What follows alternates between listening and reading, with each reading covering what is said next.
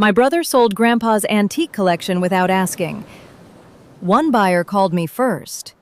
The buyer called me at 8:17 on a Thursday morning and asked a question that made the coffee cup slip against my fingers. Did Arthur Ward authorize the sale of the Marlowe compass? My grandfather had been dead for 6 months. The caller introduced himself as Victor Shaw, a private collector from Boston. I knew the name. Grandpa had mentioned him more than once, usually with the grudging respect he reserved for people who loved history more than profit. Victor explained that he had been offered the compass through Bellwether and Rowe, an auction house that specialized in private estate sales. The seller was Derek Ward, my older brother. Victor had not called because the price was suspicious. He had called because the compass was. A narrow brass plate inside its walnut case carried 3 tiny initials, AWE. Those initials belonged to Grandpa, my late grandmother Evelyn, and me, Elena. Grandpa had added mine after I helped him restore the water-damaged case when I was 16. Victor remembered the story. He also remembered Grandpa saying the compass would never leave the family while I was alive. I asked Victor to send me every document he had received. My voice sounded steady, but my pulse had started beating in my throat. The first attachment arrived before we ended the call. It was a glossy sale catalog titled, "The Arthur Ward Collection, a Private Legacy." Beneath the title was a photograph of my grandfather's library, its shelves glowing beneath warm lights. The room looked exactly as it had the last time I entered it, except for one detail. Every display cabinet was empty. I scrolled through the pages too fast at first, then forced myself to slow down. The Marlowe compass, the silver railway chronometer, grandmother's enamel music box, a set of Revolutionary War survey tools, the carved ivory-free scrimshaw replicas Grandpa used when teaching school groups about conservation law, the Harrington celestial clock, still described in the catalog as family provenance, unbroken since 1891. 43 objects were listed. 31 were marked sold pending payment. The estimated total was just over $2 million. Derek had not asked me. He had not told our mother. He had not notified the estate attorney. He had not even waited for the probate inventory to close. I saved the catalog, the invoice, the provenance statement, and the seller declaration. Then I saw the signature at the bottom of the declaration and felt something colder than anger. The signature was mine. It was a convincing imitation, built from the broad E I used when signing exhibit loans and the short upward stroke at the end of my last name. But Derek had copied an old version. 3 years earlier, after a tendon injury, my handwriting had changed. Anyone who worked with me regularly could see the difference. According to the declaration, I had approved the collection's liquidation as co-representative of Grandpa's estate. I had never been appointed co-representative.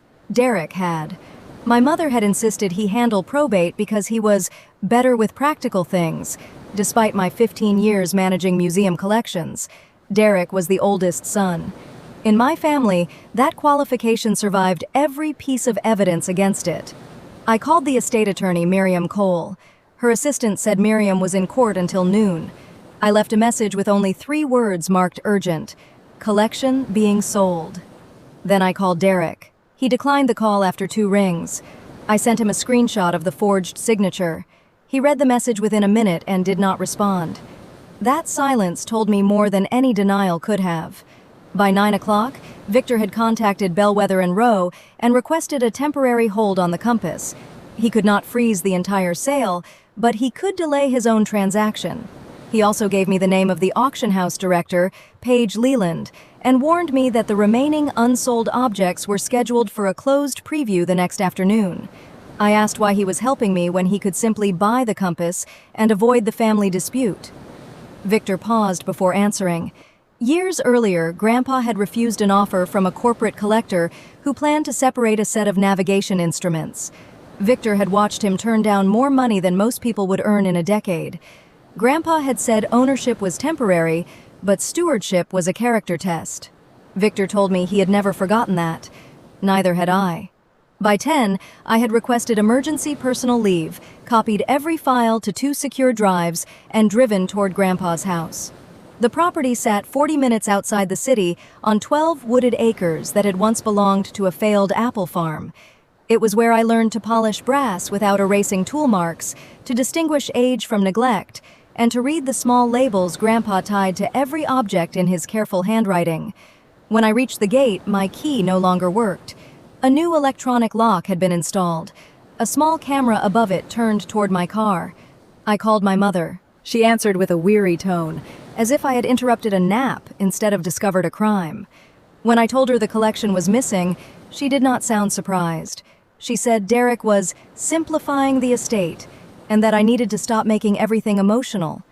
I told her the objects were protected by probate and that someone had forged my signature. Her answer came too quickly. Derek had said the signature was only a procedural formality. He had promised to share the proceeds once the house sold. According to her, the collection had been gathering dust, and no one needed 43 old objects. No one except the museums that had requested loans. No one except the students Grandpa welcomed every spring. No one except the family whose history Derek had converted into lot numbers. I asked how long she had known.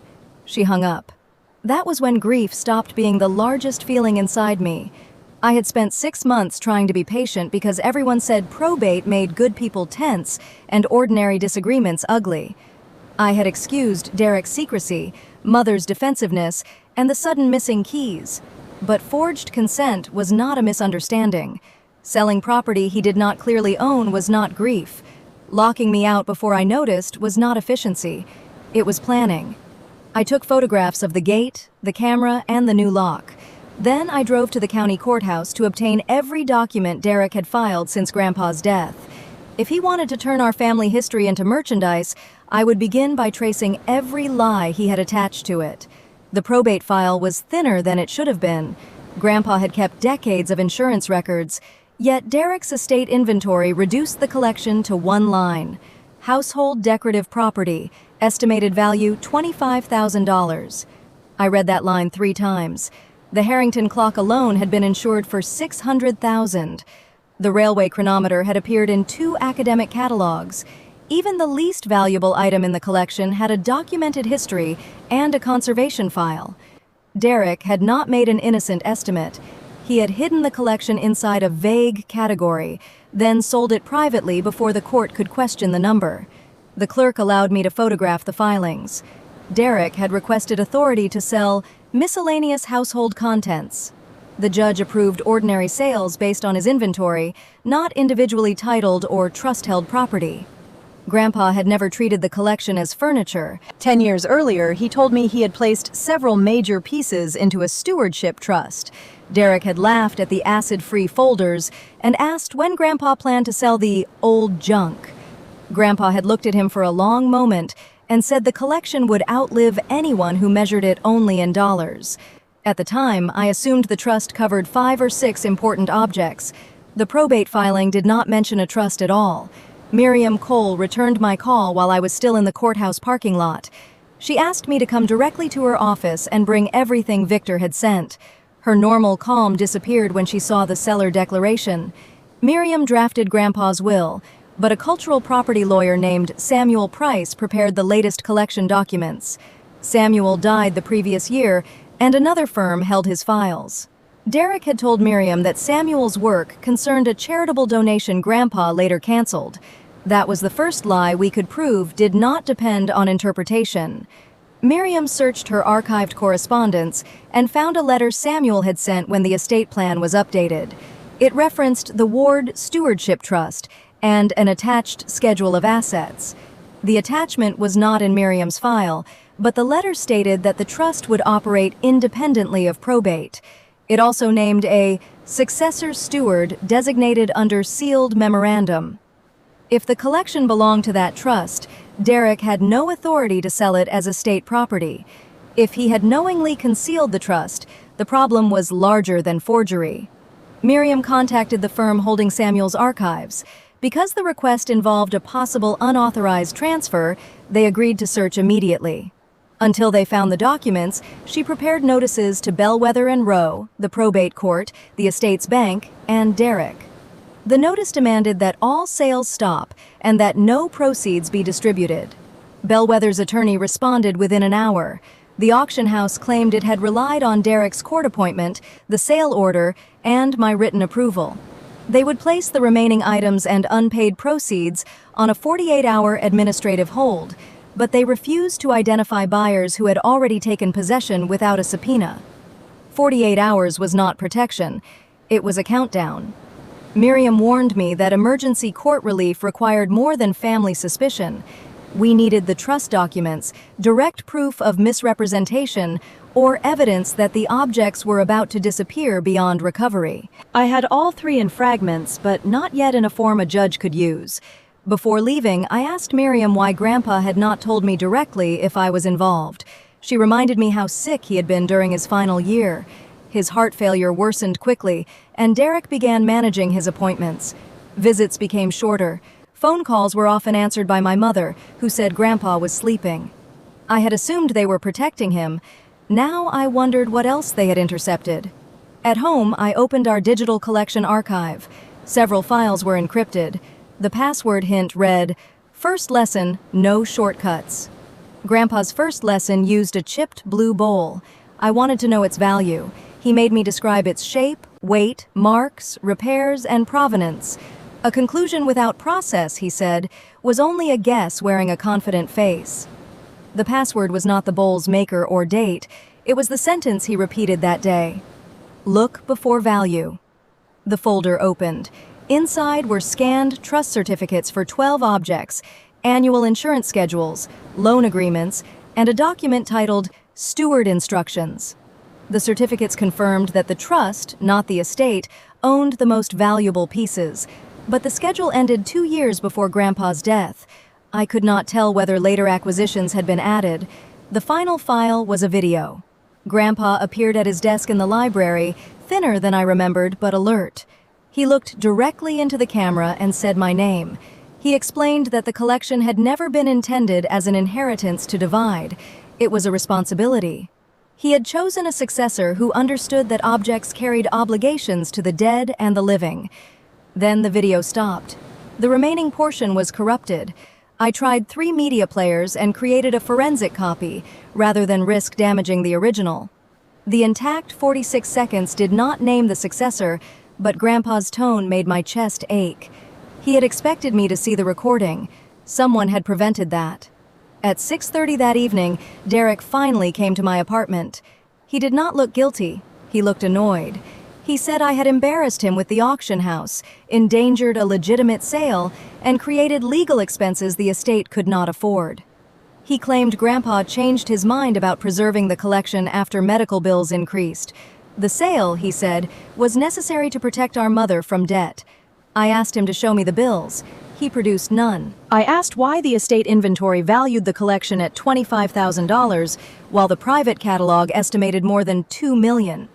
He said estimates were marketing. I asked why my signature appeared on a consent form. For the first time, his expression shifted. He said Paige Leland needed assurance that I would not interfere, and he had provided what everyone already knew I should have signed. In his mind, the forgery was not deception. It was a correction to my expected behavior. That was Derek's oldest talent. He could take something from me, then act offended that I made him carry the weight of stealing it.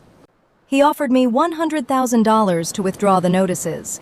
He described it as more than my fair share. I told him the collection was held in trust.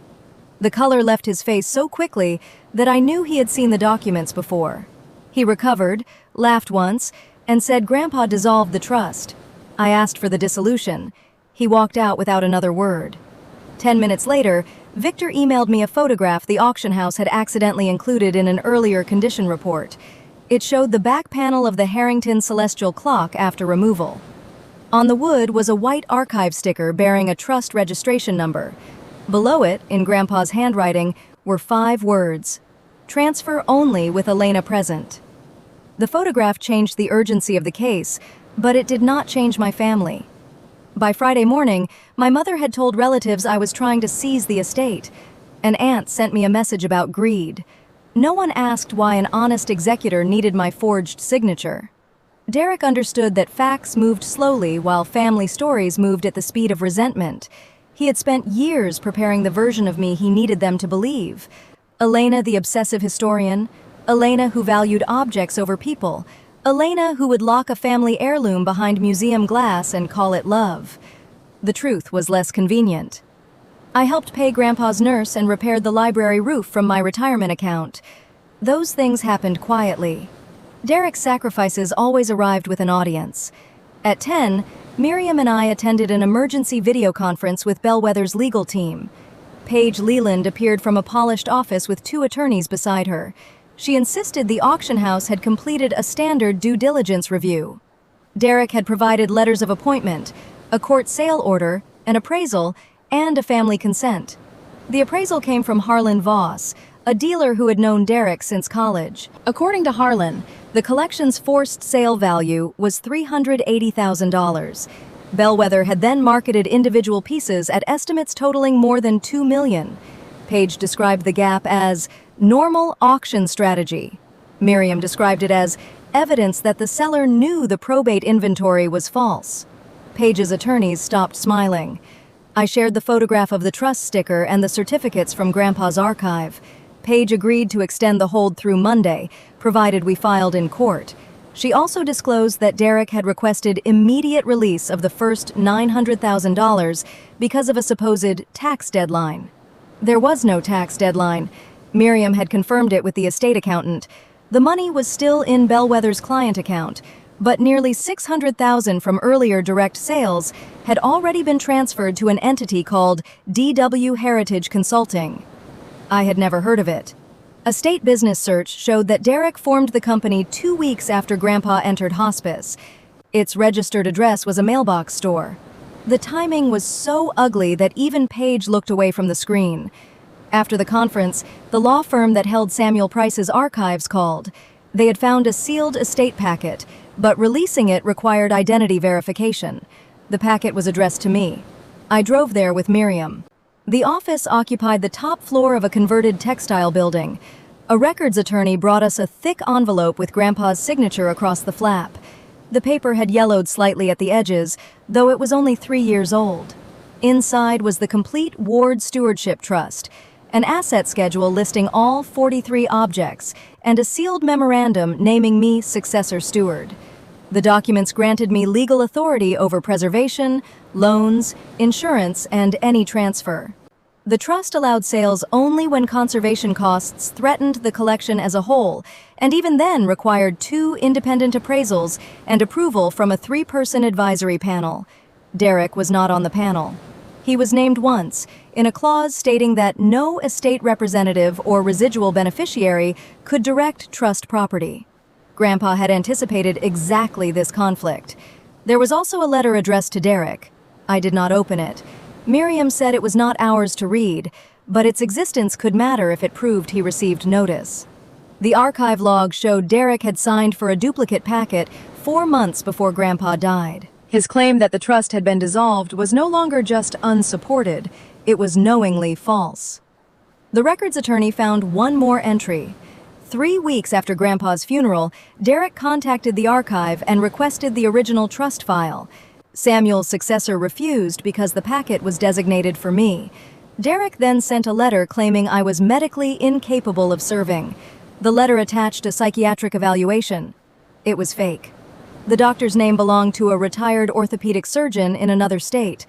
The document described me as unstable, fixated on dead family members, and unable to make rational financial decisions. Reading it felt more violating than seeing my forged signature. The signature stole my authority on paper. The evaluation tried to steal my credibility before I ever spoke. Miriam watched me reach the final page.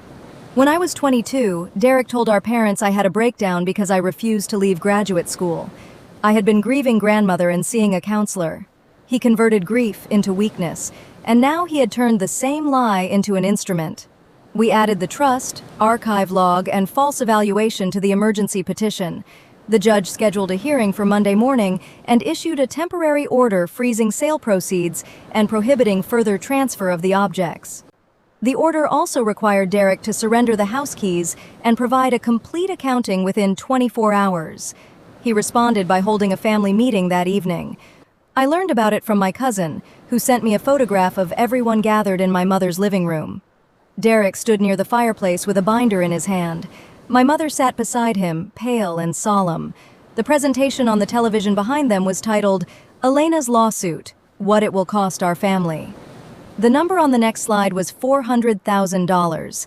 He claimed my petition would consume the estate in fees, force Mother to sell her home, and expose every buyer to litigation. He did not mention the $600,000 already transferred to his company. He did not mention the trust or the false evaluation. The younger version of me would have brought documents and waited for fairness to emerge. Instead, I sent one message: the hearing is public. Before deciding who is costing this family money, ask where the first $600,000 went. Then I turned off my phone. At midnight, an unknown number called. The voice belonged to Harlan Voss, the appraiser. He sounded frightened. He said Derek had told him the valuation was for insurance allocation, not probate. He also said the documents bearing his signature had been altered after he delivered them. I asked if he would put that in writing. He hesitated long enough for me to hear the decision forming.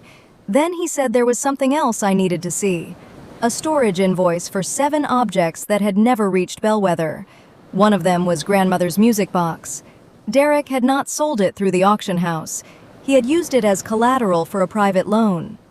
Harlan met us Saturday morning in the parking lot of a bank that was closed for renovation. He chose the place because it had cameras and no customers. The caution would have seemed dramatic if he had not carried proof that Derek was dismantling the collection through 3 different channels. He handed Miriam a folder containing his original appraisal, email exchanges, and a copy of the storage invoice. His appraisal valued 36 objects at $1.8 million, subject to closer inspection. Derek had deleted the first digit on the summary page and inserted language describing the collection as decorative contents in unstable condition. Harlan admitted he should have contacted the court after seeing the auction catalog, but Derek had threatened to report him for participating in a fraudulent appraisal. Derek had created a trap, then persuaded everyone inside it that he controlled the door. The missing 7 objects were stored at Halcyon private vaults under the name of a lender called Northline Capital. Derek had borrowed $450,000 against them. The loan matured in 12 days. If it was not repaid, Northline could take possession and sell the collateral. Grandmother's music box was the least valuable, but mattered most. Its blue enamel lid showed a night garden, and she always hummed the final phrase before the cylinder reached it.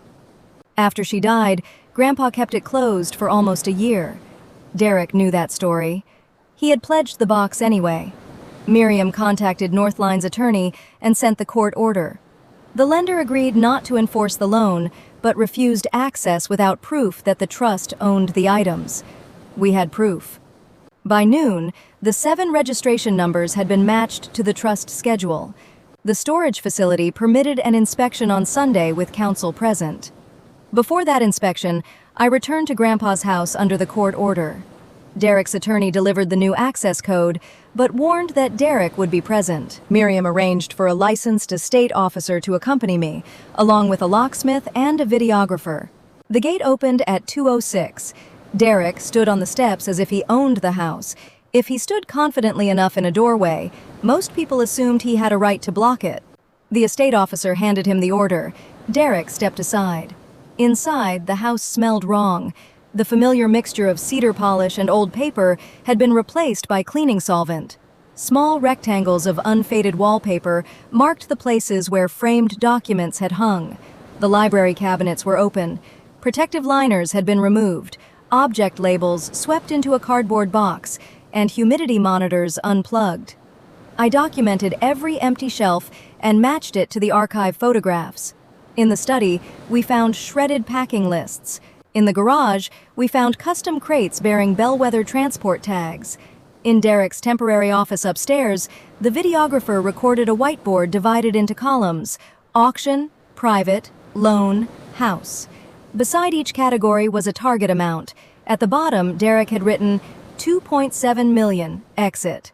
The estate officer asked what exit meant.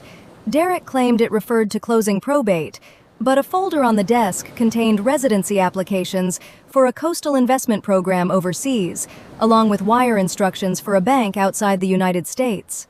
The most important discovery was hidden behind the library's map cabinet. When the locksmith moved it to examine scrape marks on the floor, I saw a small steel door set into the wall. I knew Grandpa had a document safe, but I had never seen it. Derek said it was empty and that he had lost the combination. The locksmith opened it in 18 minutes. Inside were original purchase records, photographs, insurance riders, and 3 small ledgers. The most recent ledger tracked every object in the trust through the month before Grandpa died. On the final completed page, Grandpa noted that Derek had asked for early distribution and became angry when refused. He wrote that he intended to send me the successor packet again through a museum courier. The next page had been torn out. We found part of it in the shredder bin, caught beneath the blades. Only 6 lines remained. One stated that Derek had intercepted a package addressed to me. Another referenced a recording stored behind Evelyn's song. I knew what that meant. Grandmother's music box had a false bottom. I discovered it as a teenager while repairing the felt lining, and Grandpa made me promise never to force it open. A brass pin beneath the rear foot released a compartment barely deep enough for folded paper or a memory card. The missing portion of Grandpa's video might be inside the one object Derek had pledged as collateral. Derek heard me explain this to Miriam. His composure broke. He moved toward the ledger, but the estate officer stepped between us. Derek shouted that Grandpa had been confused, that I had manipulated a sick man, and that the trust was a fantasy designed to humiliate him. The anger was real, but so was the fear underneath it. He was not afraid of losing antiques. He was afraid of what Grandpa had preserved. Before we left, the estate officer sealed the house and changed the gate code again. Derek was ordered off the property until the court hearing. Mother arrived as he carried a suitcase to his car. She looked from the official seals to the videographer and then at me. For one hopeful second, I thought the scene had finally broken through his story.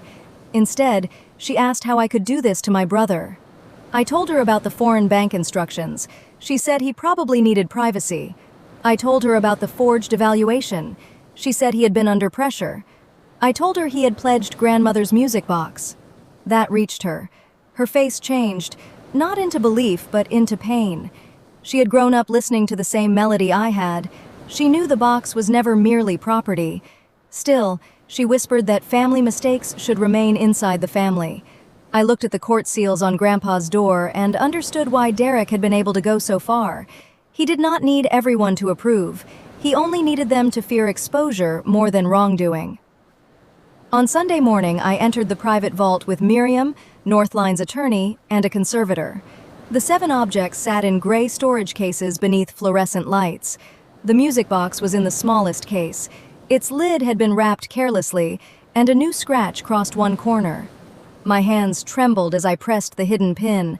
Inside was a memory card and a folded note in Grandpa's handwriting. The note contained one sentence. "Elena, if you are reading this, Derek chose money over the last chance I gave him." We did not play the memory card at the vault. It went into an evidence sleeve with a signed transfer log. Truth alone was not enough. Truth needed a chain of custody. A digital forensics technician created 2 verified copies that afternoon. The file was not another short message. It was a 23-minute recording made in Grandpa's library 11 weeks before his death. Miriam and I watched it in a conference room with the blinds closed. Grandpa identified the date, trust, and purpose of the recording.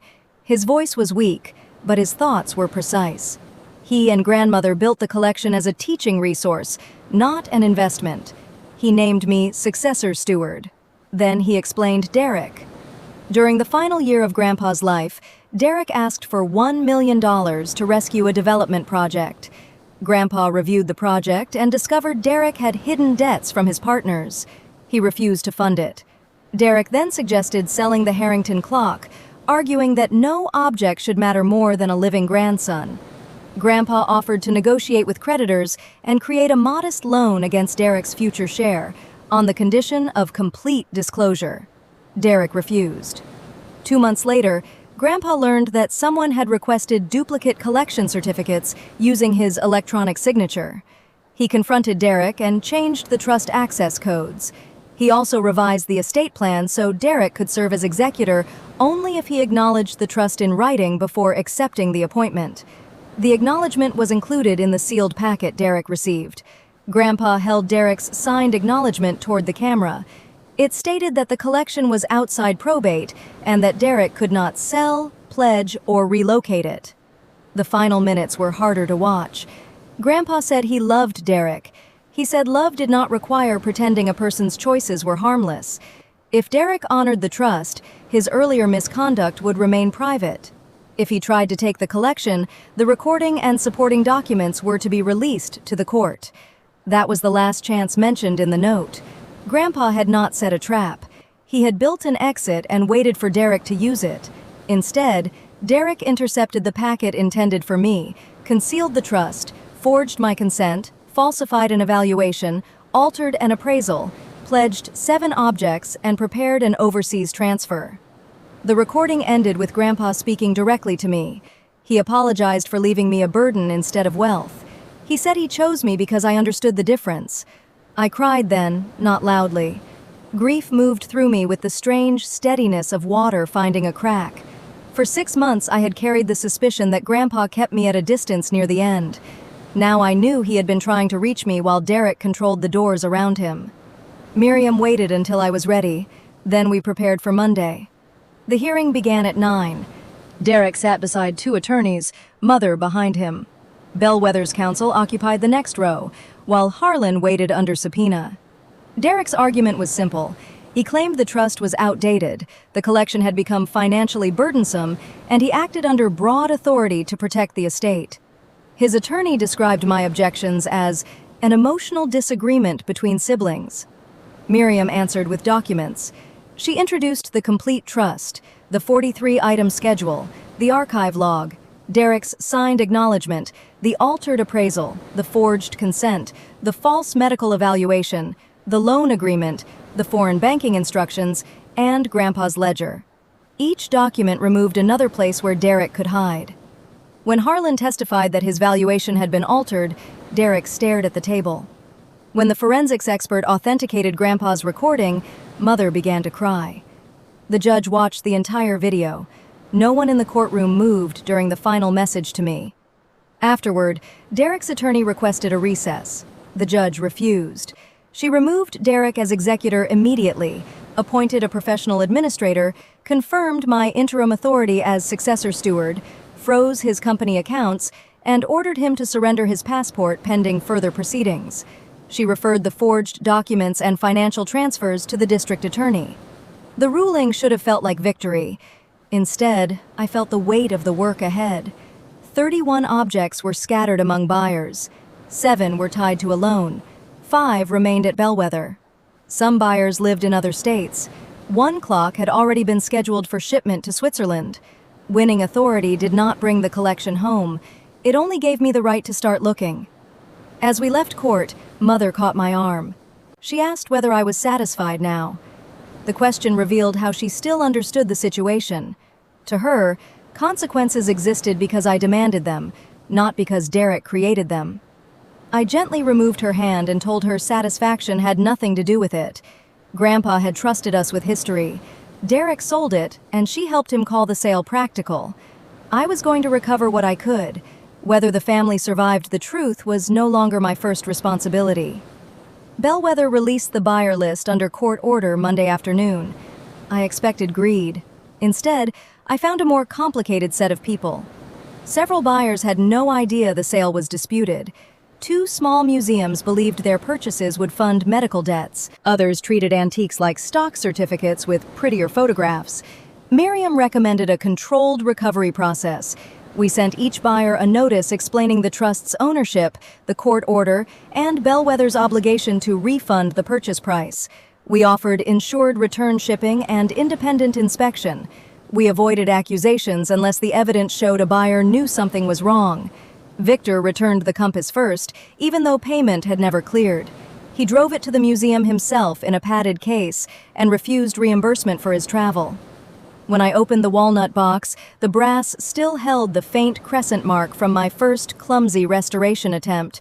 Grandpa had left it because he said repair should stabilize history, not pretend history never happened. The compass became the first object logged into temporary protective custody. Within a week, 14 more came back. The small museums cooperated immediately. The restaurant owner was embarrassed and relieved when Bellwether refunded him. Several collectors requested copies of the trust history and later offered donations toward conservation. They had bought objects, but once they understood the story, they chose not to become the final link in a theft. Others resisted. The investment broker demanded storage fees and threatened to dismantle a survey instrument for parts if his refund was delayed. Miriam obtained an emergency retrieval order. The instrument returned with a cracked mount, creating another claim against Bellwether's insurance. The Harrington clock presented the greatest danger. Its buyer was a holding company controlled by Adrian Kess, a dealer known for moving important pieces through free ports, where ownership became difficult to trace. Kess claimed he had already resold the clock to an unnamed foreign client. Shipping records showed it remained in a warehouse near the airport. The court issued a seizure order hours before the scheduled flight. Federal customs officers held the crate. When the clock returned, a conservator found that someone had removed the trust sticker and sanded the wood beneath it. The registration number was gone, but the damage itself proved someone knew provenance mattered. Kess's emails, later produced under subpoena, showed that Derek had promised a discount for fast export and quiet paperwork. That phrase ended any remaining possibility that the sale was merely reckless. The district attorney charged Derek with multiple counts involving forgery, fraud, attempted unlawful transfer, and falsification of probate records. Harlan entered a cooperation agreement. Bellwether faced civil claims and a licensing review for ignoring inconsistencies that should have stopped the sale. Paige Leland resigned and admitted she noticed the gap between the appraisal and catalog estimates. She never requested the insurance history and accepted my supposed consent, even though the signature was undated and unwitnessed. She said Derek had been persuasive. I told her persuasion was not due diligence. Paige did not argue.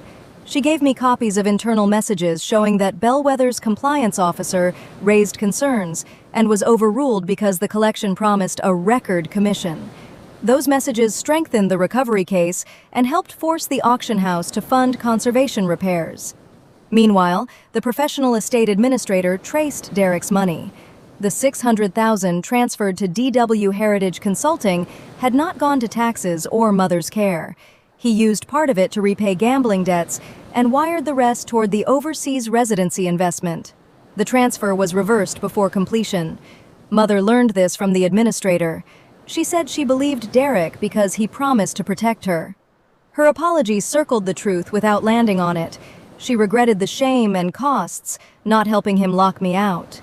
I no longer filled silence for people who used it to avoid accountability. After a long pause, she admitted Derek had given her $30,000 from the first sale. He called it an advance on her share. She had spent some of it repairing her kitchen. The money belonged to the trust. Miriam could have demanded immediate repayment. Instead, as steward, I arranged a written plan that allowed Mother to return it over 3 years without losing her house. Compassion did not require me to erase the debt, and accountability did not require me to destroy her. That distinction was something Derek never understood. By the end of the month, 38 objects had returned. The 5 remaining pieces were the least valuable financially, but one was Grandpa's handwritten field notebook from his first collecting trip. It had been sold in a private bundle to a buyer Bellwether could not identify. The only person who knew the name was Derek. Through his attorney, he offered to disclose it if I supported a reduced sentence and released his future inheritance. He was still trying to sell the same collection. This time the price was mercy. I refused Derek's offer. The field notebook mattered, but trading legal favor for information would repeat the logic that caused the damage. Derek believed every principle became negotiable when he found the right pressure point. If I supported his bargain, I would teach him that Grandpa's trust was only another asset he could leverage. Miriam told his attorney we would recover the notebook without him. We started with the private sales ledger seized from his office. Most entries used initials, but the notebook appeared as Archive Lot Cash RC. The amount was $12,000. Bellwether had no record of it. Harlan remembered photographing the notebook during the first appraisal, and the image metadata placed it at Grandpa's house 3 days before Derek moved it. The estate administrator traced a matching cash deposit to Derek's company. Security footage from the bank showed him carrying an envelope branded with the logo of a rare bookshop. The shop owner identified the buyer as Ruth Calder, a retired librarian who lived less than 20 miles from Grandpa's house. Ruth opened her door before I finished walking up the path. She was in her 70s, with silver hair tied at the back of her neck and archival gloves tucked into her sweater pocket. When I explained who I was, she invited me inside and placed the notebook on the table. She had known Grandpa. For 12 years, they exchanged research about local craftsmen. Derek told her the estate was selling duplicate papers privately because I planned to discard anything that lacked museum value. Ruth bought the notebook to save it from being broken apart and sold page by page. She had already suspected the story was false. Grandpa wrote about me throughout the notebook, recording our trips, my questions, and the day I first corrected one of his catalog entries. Ruth had contacted Derek twice to ask for my number. He told her I wanted no involvement. She returned the notebook without requesting repayment. I insisted that Bellwether's recovery fund reimburse her, even though the sale had occurred outside the auction house. She agreed only after I promised the notebook would remain accessible to researchers. The final 4 objects were found through clues in its pages. Grandpa had attached small ownership cards to them, and Derek sold the group to a decorator who assumed they were replicas. They came back intact. All 43 objects were accounted for. 39 were undamaged. 3 required moderate conservation. The Harrington clock needed months of wood repair where its registration mark had been removed. Grandmother's music box carried the scratch from the vault, a thin white line across the blue enamel that no ethical conservator could completely erase. I stopped wishing for perfect restoration. Damage was part of what had happened. Hiding it would make the collection more beautiful and less honest. Derek eventually pleaded guilty to several charges in exchange for dismissal of lesser counts. I did not submit a statement requesting the harshest possible sentence. I submitted a factual account of the damage, the planning, the forged evaluation, the attempted export, and the people he manipulated. I asked the court to consider restitution, prohibition from fiduciary service, and the need for consequences that could not be reframed as my revenge.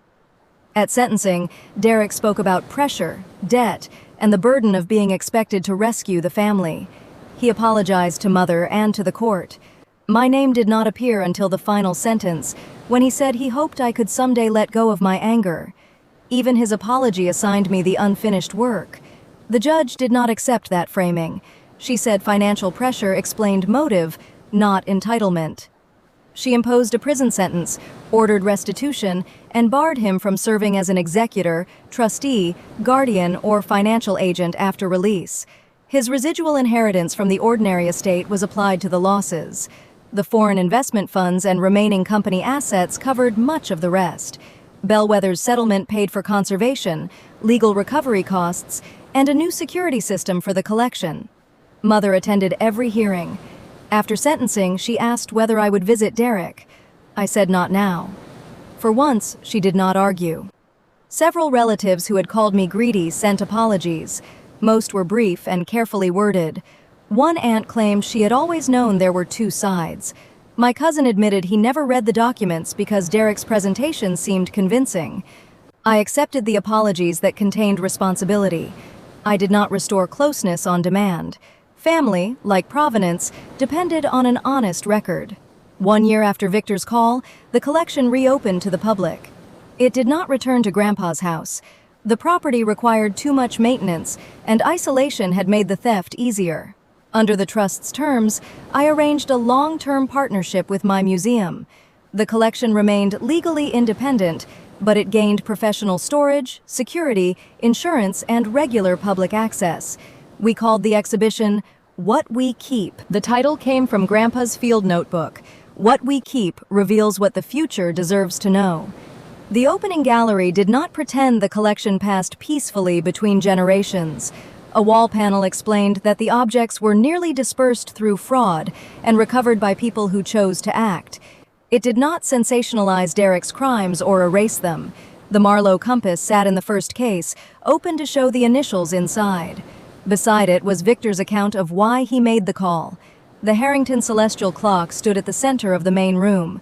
Conservators stabilized the sanded panel, but left a visible outline where the trust sticker had been. Under angled light, visitors could see the scar.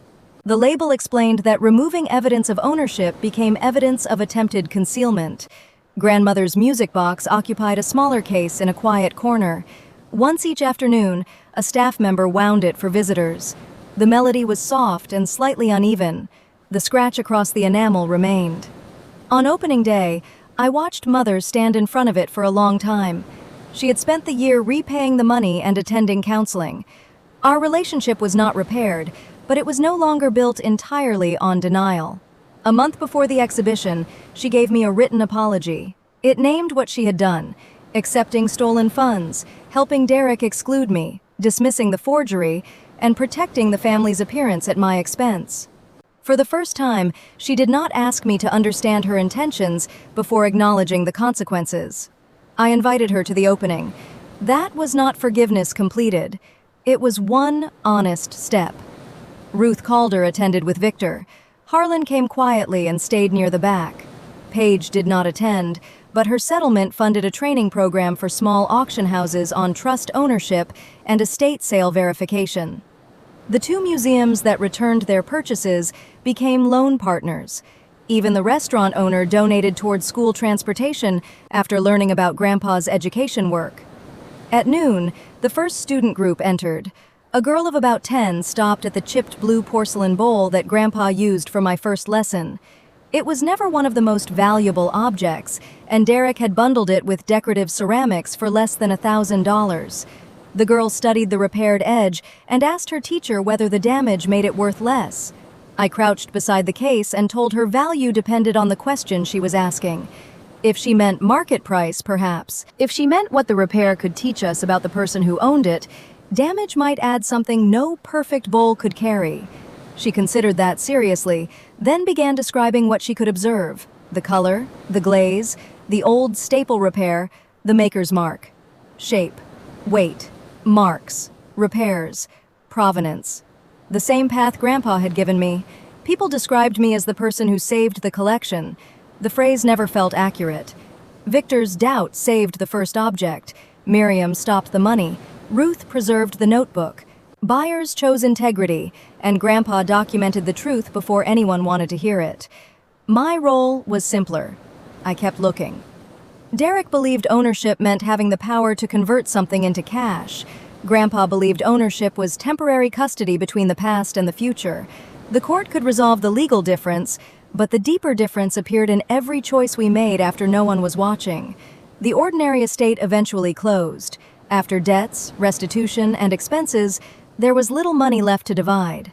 The house was sold to a nonprofit that planned to use the land as an environmental education center. I kept no furniture from it.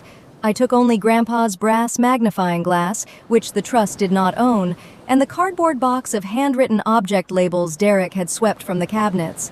I mounted one label inside my desk. The ink was faded, and the string had broken. In Grandpa's handwriting, it read, "Care is part of the provenance."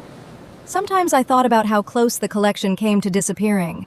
If Victor had ignored the initials, the compass would have gone to Boston, the clock to a foreign free port, the music box to a lender, and the smaller objects into rooms where their stories would eventually be separated from their names.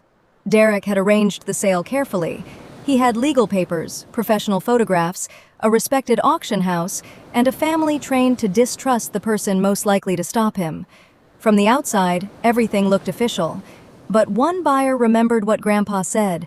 One buyer looked at a small mark inside a wooden case and understood that paperwork could lie while provenance told the truth. That call did more than alert me to a sale. It returned my place in a story Derek had tried to rewrite. It gave me the chance to choose whether family peace was worth the cost of silence. It was not. At the end of opening day, after the last visitors left, I walked through the gallery alone. The clock measured the position of stars no one in our family had named. The compass needle settled north. The music box waited beneath its glass. Nothing there belonged to me in the way Derek understood belonging. That was why it was safe.